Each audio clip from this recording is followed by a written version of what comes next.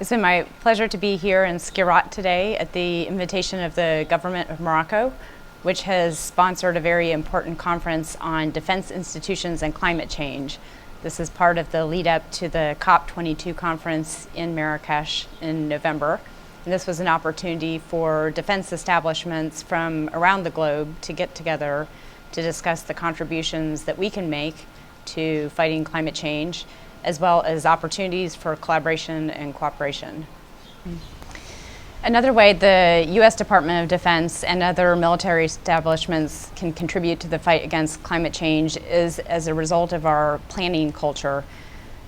Defense establishments are typically very focused on threats in the here and now, but they also look out 5, 10, 15, 20 years into the future. And because of that long-term planning orientation, there is the will to develop long-term plans and put them into implementation. One of the things that we've recognized over time is the potential for missions for defense establishments to grow. An example of that is in the humanitarian assistance and disaster response space, as we see populations responding to natural disasters, whether natural weather events, fires, hurricanes, the full range of adverse weather events. This is already an important element of support to civil authorities for defense institutions, and we can reasonably expect that it will grow. And even in the last 5 years or so, it has grown substantially in the United States. Another area where we anticipate mission growth is with respect to the maritime domain.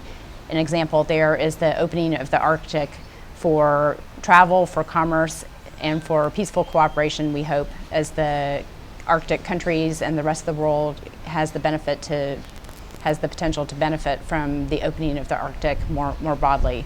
So the naval establishment and maritime industry have been watching this closely and are moving into action in that regard.